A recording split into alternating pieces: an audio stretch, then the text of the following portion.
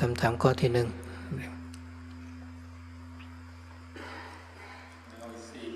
Question and answer session for tonight. กับเรียนท่านอาจารย์เราหวังว่าจะเป็นชาวพุทธในทุกๆชาติไปจนที่สุดมรรคผลนิพพานเราจะทำอย่างไรเพื่อที่จะได้พบธรรมะในชาติต่อไปและไม่ตกอบายภูมิเพราะเราไม่สามารถควบคุมสิ่งที่เกิดขึ้นในชาติต่อไปได้เราเห็นคนจำนวนมากที่มีชีวิตที่ดีตัวอย่างเช่นคนร่ำรวยและมีอำนาจที่ทำกรรมชั่วมากเรากังวลว่าการดำเนินชีวิตที่ไม่ดีแค่ชาติเดียวจะส่งผลให้เราลงอบายภูมิเป็นเวลาหลายปีเราหวังที่จะหลีกเลี่ยงสถานการณ์เกมบันไดงู Question is, Dear Ajahn, I hope to be Buddhist in every lifetime with the goal of eventually realizing Nibbana. However, how do I ensure that I encounter the Dhamma in future lives and not fall into lower realms, since I have no control over what happens in a future life? I see a lot of people with fortunate lives, for example, rich and powerful, who end up creating a lot of bad karma for themselves. And I'm worried that all it takes is for one poorly led life to bring me to the lower realms for many years. In brackets, I hope to avoid snake and ladders. อันนี้ก็เป็นธรรมดาและเมื่อเรามีศรัทธาตั้งมั่นได้ดีในพระพุทธเจ้าพระธรรมพระสงฆ์ก็จะมีความวิตกกังวลถึงในชาติต่อไปซึ่งเราจะควบคุมไม่ได้ให้เราตั้งว่าเอากันในชาตินี้แหละเราทำให้มันมากที่สุดเท่าที่มากได้เมื่อเราเห็นโทษของจิตที่อาจจะเผลอสติไปทำสิ่งที่ไม่ดีเราก็ตั้งว่าเราจะมีศีลมีทานมีศีลละความไม่เก็บตัวอย่างน้อยก็เป็นหลักประกันในอย่างหนึ่งว่าเราจะไม่ไปอบายภูมิแต่ตัวจิตนี่ก็ต้องฝึกด้วยทำให้มากเจริญให้มากแต่เราเห็นธรรมในชาตินี้ก็เป็นอันว่าเราก็จะหมดกังวลแต่ถ้าเรายังไม่เห็นธรรมอย่างชัดเจนอย่างน้อยให้เรามีทานมีศีลไว้มีการภาวนาทุกวันเมื่อเราทำกรรมที่ดีย่อมจะได้รับผลที่ดีเหมือนกันถึงแม้ยังไม่เห็นธรรมเลยอย่างน้อยเราก็ความดีที่ทำนี้ก็ไปสู่ในภพภูมิที่ดีก่อนที่เรียกว่าเป็นเทวดาก็ได้เทพธิดาก็ได้เมื่อเรามีความกลัวหรือความวิตกกังวลก็วางไว้ก่อนให้พยายามให้มากถ้าเรามีวาสนาเราก็จะได้เห็นธรรมแต่อย่าไปกลัวจนเกิดความวุ่นวายในใจอันนั้นไม่ถูกต้องพระพุทธเจ้าให้วางไว้ไม่ไปคิดถึงข้างหน้าไม่คิดถึงข้างหลังให้มีสติอยู่ในปัจจุบันให้มากถึงจะได้เห็นธรรม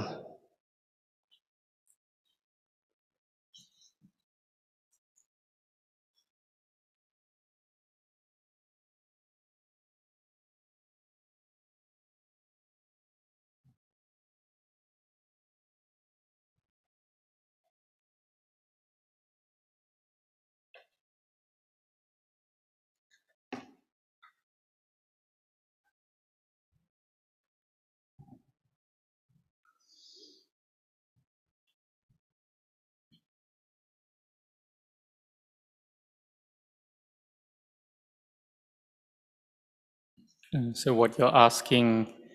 is normal. So this time we do have the faith and confidence in the Buddha, Dhamma and Sangha, but we may have thoughts and worries about the next life because it seems like it's something that we can't control. So in this life, we should have as much determination and effort as we can, and we should see or try to see the drawbacks and dangers of the mind that gets lost and deluded and indulges. So we should develop sila, virtue, and try to reduce our selfishness. And we practice so that we can first cut off going to the lower realms or birth in the lower realms. So this means that we do need to train this mind of ours as much as we can. If we aren't able to see the Dhamma in this life, then at least we can see more clearly into the Dhamma because of our practice. So at the minimum, we should have dana, giving, generosity, and sila, and a daily practice of bhavana, of meditation. And in this way, we practice goodness and merit, and then this gives its results. And so that in the next life, at least, we can be born into a pleasant, happy destination or realm, like being a Deva, a deity. But we should here now put down any worries and anxieties that we have and be very determined in the practice. If we do have the spiritual development, then we will be able to get there, to achieve and gain success. But we shouldn't have fear and worries like that. The Buddha said that we shouldn't be thinking and proliferating about the future, but instead we should develop our sati, our mindfulness in the present as much as we can, so that we can see the Dhamma. คำถามข้อที่หนึ่งก็คงมาจากคุณจีนยองสิงคโปร์นะคำถามข้อที่สองจากคุณมันคายหุยจากประเทศอังกฤษขอประทานโทษเนื่องจากต้องทำงานจึงไม่สามารถเข้ากรรมฐานได้แต่อยากขอถามเราว่าเราสามารถอุทิศบุญกุศลจากกรรมดีได้แต่ทำไมเราไม่สามารถอุทิศกรรมชั่วได้แล้วเราจะสามารถที่จะรับกรรมไม่ดีจะรับเวทนาการป่วยไข้แทนบิดามารดาได้ไหมขอบคุณมากจะคอยดูคำตอบจากวิดีโอ So the question, first one was from Jean from Singapore. The second question from Mankai Hui from the United Kingdom. Hello, sorry, due to work commitments, I won't be able to attend the retreat. May I ask if you can dedicate and share merit from your good karma? Why can't you share bad karma? For example, like taking on the ill health of your mother and father, or can you? Thank you. I will watch the videos when uploaded. กรรมดีมันก็เป็นกรรมที่เบานั่นแหละกรรมที่เบาเป็นกุศลใครๆก็อยากจะได้มันก็ของดีอันนี้ของดีที่เป็นพลังงานที่ดีให้เกิดความสุขส่วนกรรมที่ไม่ดีนั่นมันก็เป็นความร้อนก็เป็นความทุกข์เหมือนก้อนไฟอย่างนี้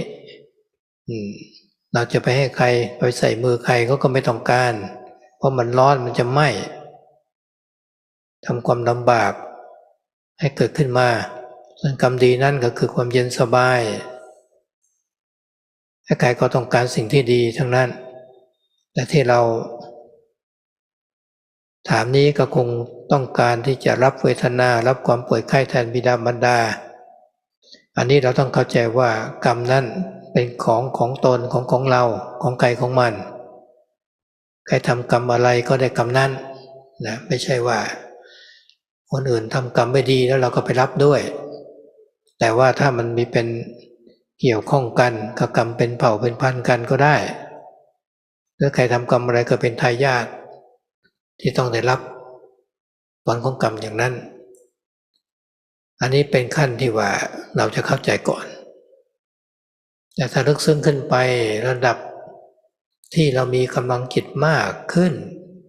มีความรู้ความสามารถมากขึ้นแต่นั่นเราอาจจะทำได้ก็ได้พระสัมมาสัมพุทธเจ้าพระองค์ไปโปรดพระเจ้าสุโธทนะซึ่งกำลังป่วยอยู่นะมีทุกขเวทนามากในวันนั้นกับพระพุทธเจ้าเป็นประธานมีพระอานนท์มีพระนันทะสักยะวงศ์ที่ท่านเป็นพระอรหันต์ก็ไปพร้อมกันหมดพระพุทธเจ้ารูปไปที่พระร่างกายของท่านพระเจ้าสุโธทนะเวทนาก็หายไปหมดเลยจากนั้นพระองค์ก็สอนธรรมะพระเจ้าสุโธทนะก็สำเร็จเป็นพระอรหันต์อย่างนี้เป็นต้นในยามที่มีพระภิกษุป่วยไข้มีทุกขเวทนามากพระพุทธเจ้าทรงไปโปรดก็อาจจะดึงเวทนาจากความป่วยไข้มาได้แสดงธรรมะท่านก็สำเร็จเป็นพระอรหันต์อันนี้ก็เป็นขั้นที่เราเกินวิสัยที่เราจะพูดกันเอาเป็นว่าในปกติแล้วเวทนาของกายกับของคนนั้นไม่สามารถจะไปถ่ายเทกันได้แต่เราก็ทำให้บรรเทาช่วยเหลือเท่าที่เราทำได้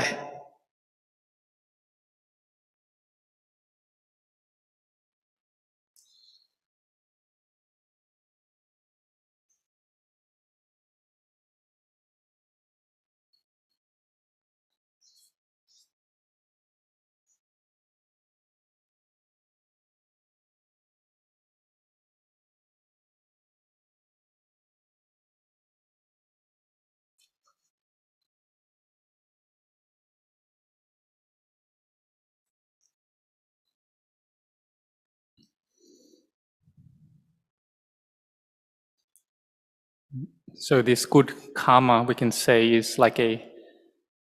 has this light quality to it, and this is goodness. And whoever it is, they want to have it. We can say it is good energy that when someone receives it, it gives that individual happiness and ease. The bad karma, when someone receives that, then it gives someone suffering. It has a hot quality to it. It's like if you give something boiling hot to someone, whoever it is, they won't want to receive it. No one wants it. But that goodness or good karma is something that is cool and gives off ease, and everyone wants that. So this question you're asking, can you receive the vedana, the feelings or painful feelings from others? The karma that one makes is that individuals whoever does that karma, that action will get and receive the results of that themselves. So it's not that someone else can do something and then we receive that thing. That individual themselves are the relatives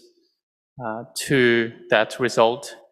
And so this, we can say, is taught on the level that we're able to understand and is fundamental. But if one has developed their mind a lot and they have the greater energy and power of their mind and a skill as well, then they may be able to do that, to take on the painful feelings of another individual. Like the story of the Lord Buddha when he was teaching his father, King Suddhodana, and at that time before King Suddhodana was dying, he had a lot of pain, a lot of painful feelings. And so the Buddha went with Venerable Ananda, Venerable Nanda, and other Sakhi and Arahant enlightened beings. And the Buddha took all the painful feelings from King Suddhodana until it was all disappeared. And then the Buddha taught the Dhamma to his father, and his father was able to attain to arahantship. So this is one example. And there's other examples as well when monks were sick and the Buddha could take or alleviate that painful feelings and then teach them the Dhamma, and they were able to attain to arahantship. But this, we could say, is something that's beyond our comprehension, something that we can easily comprehend. And so generally we just say that those feelings or painful feelings, if we've made the karma for that, then that will be ours. We will receive that. But we can also say that one is able to assist others according to the ability of what one can actually do. ที่3จากคุณจอยสิงคโปร์กราบเรียนพระอาจารย์ของพระอาจารย์ได้อธิบายข้อแตกต่างของจิตกับใจรวมถึงความสัมพันธ์ของทั้งสองสิ่งนี้ก่อนที่จะได้อ่านหนังสือโสดาปัตติมรรคของพระอาจารย์ดิฉันเข้าใจว่าจิตทำหน้าที่เป็นกุญแจสำคัญโดยเราต้องเฝ้าระวังจิตที่โลดแล่นด้วยสติเพื่อพัฒนาให้เกิดสมาธิและปัญญาแต่ถ้าว่าหลังจากอ่านหนังสือดังกล่าวดิฉันเข้าใจว่าจริงๆคือความสมดุลของจิตและใจตัวอย่างเช่นหน้า79ว่าใจคือตัวรู้รูปและนามรู้ถึงความไม่เที่ยงมีแต่อนิจจังทุกขังอนัตตาความรู้ที่เกิดจากสิ่งนี้คือความรู้ที่เกิดขึ้นจากศีลสมาธิและปัญญาจากนั้นคือปล่อยวางทั้งหมดใจจะทรงอยู่แต่ปัจจุบันจะยินดีอย่างมากถ้าท่านอาจารย์สามารถให้ความกระจ่างเพิ่มเติมในเรื่องความสัมพันธ์นี้ So the third question is from Joyce from Singapore. Dear Ajahn, can you please elaborate on the role of the mind and heart, the coexistential balance between the two? Till reading your book, Sutta Pattimagga, I had thought that it is the mind that plays the key role, the darting mind we need to watch out for and apply sati in order to develop samadhi and panya. However, upon reading the book, I realized that it's actually a balance between the heart and mind. For example, on page 79, it says, it's the heart that knows rupa or nama, knows that they are impermanent. They are only anicca, dukkha, anatta. The knowing that arises from this is the knowing that arises from sila, samadhi, and panya, and then it is all let go of. The heart is poised and maintained in the present moment. Appreciate if you can shed more light on this relationship.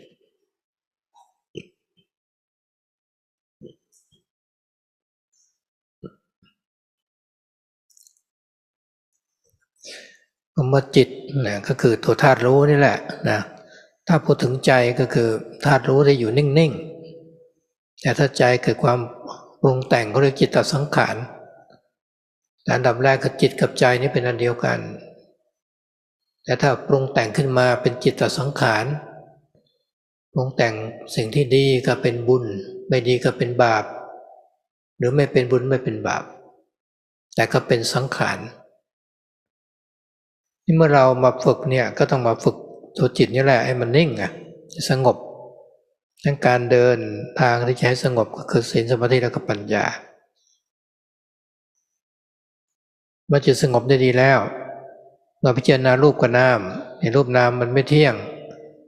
เป็นทุกข์เป็นอนัตตาเนี่ยจิตก็จะแยกออกมาแล้วตัวจิตใจนั่นแหละก็จะแยกเห็นชัดว่าไม่มีตัวเราของเราใจก็เป็นอิสระจากความยึดถือหรือปล่อยวางได้ชั่วขณะเมื่อเราทำไปได้มากขึ้นปัญญามีมากขึ้นสมาธิตั้งมั่นได้ดีสติสมบูรณ์ขึ้นมาก็พัฒนาเป็นศีลสมาธิปัญญานะเป็นมรรคมีองค์8ครบขึ้นมาก็จะทำลายกิเลสได้ให้เราพัฒนาอย่างนี้ความสัมพันธ์กันคือมีสติดูที่ใจตรงนี้ไม่ยินดีไม่ยินร้ายถ้ายินดีไปหรือยินร้ายไปก็แสดงว่าเกิดความยึดมั่นถือมั่นละ ก็ให้อยู่ตรงกลางไม่ยินดีไม่ยินร้ายจนเกิดปัญญาอย่างแจ่มชัดขึ้นมานั่นแหละศีลสมาธิปัญญารวมกันก็จะทำลายกิเลสสักยทิฏฐิวิจิกิจฉาสิวัตตปรมาสในเบื้องต้นได้ในความสัมพันธ์กันนั้นก็อยู่ที่เรามีศีลสมาธิปัญญาเป็นทางเดินของใจถ้าเราไม่เดินอย่างนี้อวิชชามันก็จะควบคุมใจของเราถ้ายึดมั่นถือมั่นก็จะเป็นทุกข์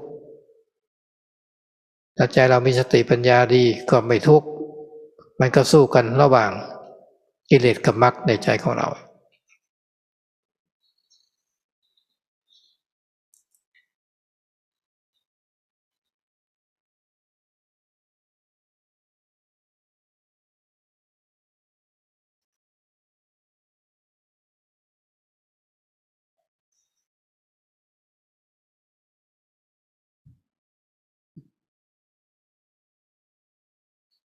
ผู้คุณสงบเข้าใจตัวปรุงแต่งจิตสังขาร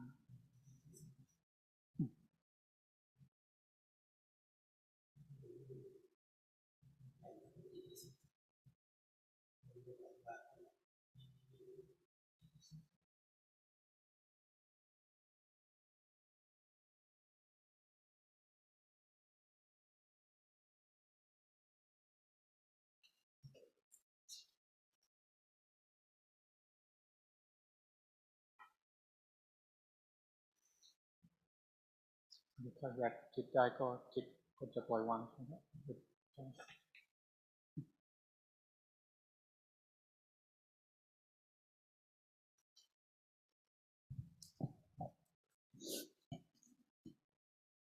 So this mind, we say, is the knowing element.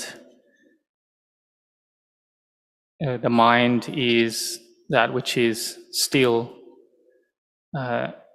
and peaceful. The heart is what proliferates, what we call the chitta sankhara. So with that mind, then there's proliferation, and it proliferates to, if it's of the good side, then that's meritorious sankhara. If it's a bad side, then we say that's demeritorious sankhara, or it's neither meritorious nor demeritorious sankhara or karmic formation. So we train the mind to make it peaceful through sila, samadhi, and panya. When the mind has a good peace and calm, then we contemplate into rupa and nama, materiality and mentality as being impermanent. We can separate out the mind and see it as being not self or not a self. The mind is able to let go of the rupa and nama, and we develop the Noble Eightfold Path or Marga. Once we've developed the path to in harmony, then that is what can overcome the kilesas, the mental defilements. And so we contemplate to develop like this.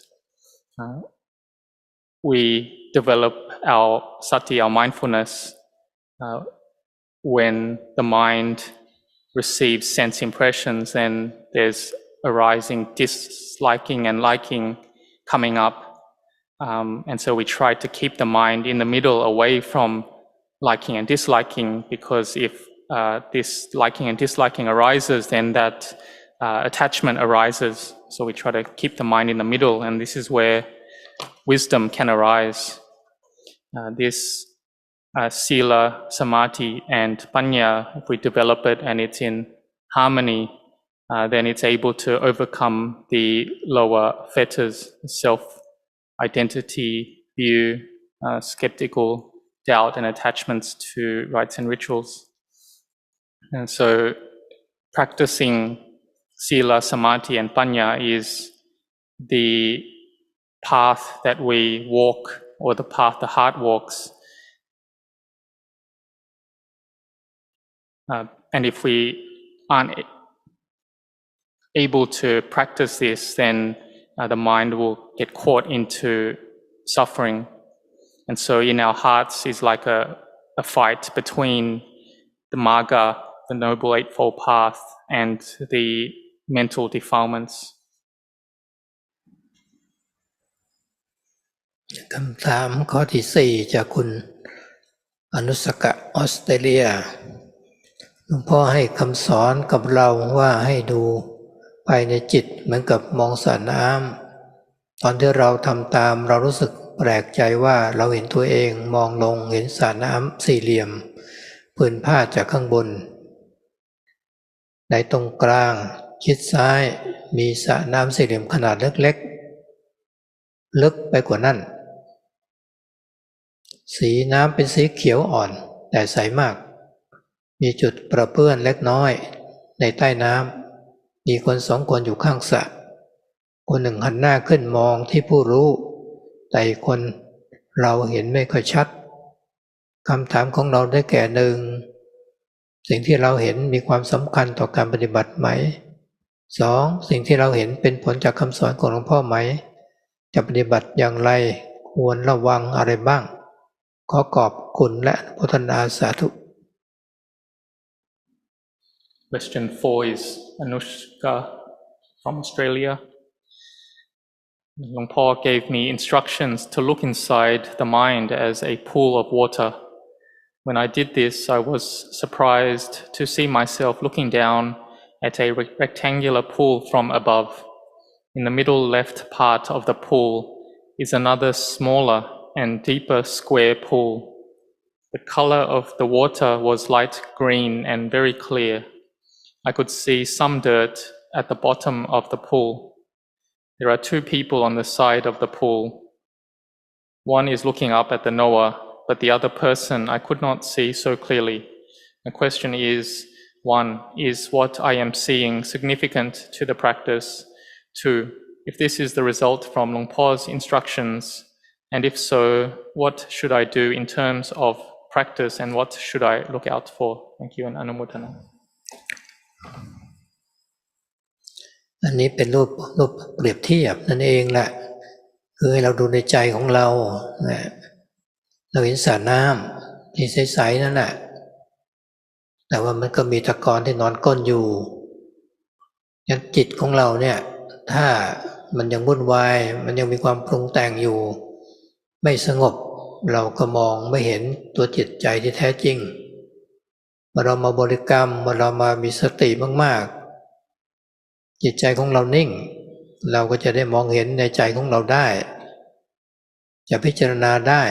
เห็นอุปทานที่มีในใจของเราจะได้ละวางได้มันในสระน้ำนั่นแหละก็ยังจะมีตะกอนมีสิ่งที่ไม่สะอาดมันอยู่ใต้น้ำก็มีถ้าน้ำนั้นมันก็เพิ่มขึ้นมาหรือตะกอนเพิ่มขึ้นมาน้ำก็สกปรกแต่ถ้ามันตกตะกอนลงไปเราเห็นน้ำใสได้การทำสมาธิเป็นอย่างนั้นจะทำให้กิเลสมันตกตะกอนลงไปเราจะมองได้เห็นได้ชัดเช่นการที่เรามองนี่ก็คือเป็นรูปเปรียบเทียบนั่นเองการปฏิบัติก็คือให้ดูในใจของเรามีสติมากๆจะเห็นจิตใจของเราได้ชัดเจนจะเห็นอารมณ์ที่เกิดขึ้นกับใจเราจะแยกจิตออกจากอารมณ์นั้นได้จิตเป็นอย่างหนึ่งอารมณ์เป็นอย่างหนึ่งเหมือนน้ำมันกับน้ำธรรมดาเนี่ยแหละมันไม่ผสมกันมันแยกกันถึงจะอยู่ด้วยกันมันก็แยกกันให้เราทำตามอย่างนี้ให้มากๆก็จะเห็นผลของการปฏิบัติ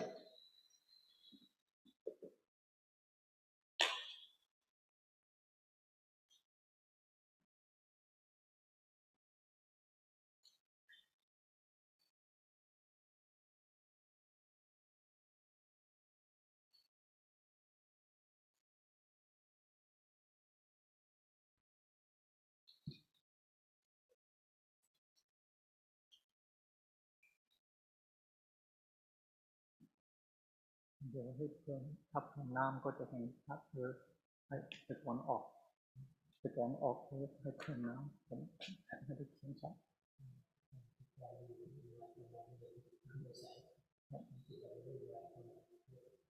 เทวทาเอาตะกอนออกหรือ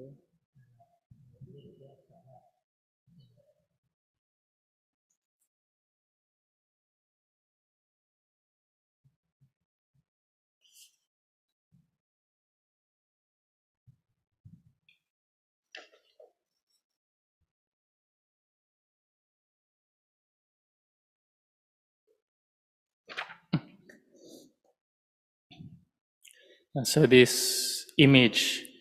is like a picture or something that we're able to compare to elements of the practice. So it's something for comparison. So it's something that we can gain some meaning from. We look into our own minds and we can see that there can be a clear pool. What you've seen is a clear pool, and that there is some dirt there. And this is like if the mind has proliferation, agitation, it's not peaceful, then it will be unable to see the true mind. So we practice with our meditation object or meditation word and develop our mindfulness a lot. And then the mind becomes peaceful, and then we're able to seek more clearly into our minds. We're able to contemplate then and see our attachments and let go of them. So this pool, it's like if it's a clear pool and underneath there's a lot of dirt there. The more dirt there is, or we add more dirt, then the less we'll be able to see into that pool. But if the dirt can settle, or we can take the dirt out, then the water will be clear and we can see clearly into it. But if there's dirt there, then it's unclear. So this imagery is something just for us to compare the state of our minds to. But we should look at our own minds and develop a lot of mindfulness with that and what arises. Then we'll be able to contemplate and be able to separate out the mind and its mind objects and see that it's like water and oil. They are together, but they're actually separate. So the mind and the sense objects are similar. So just put your efforts into the practice and you will gain results from that.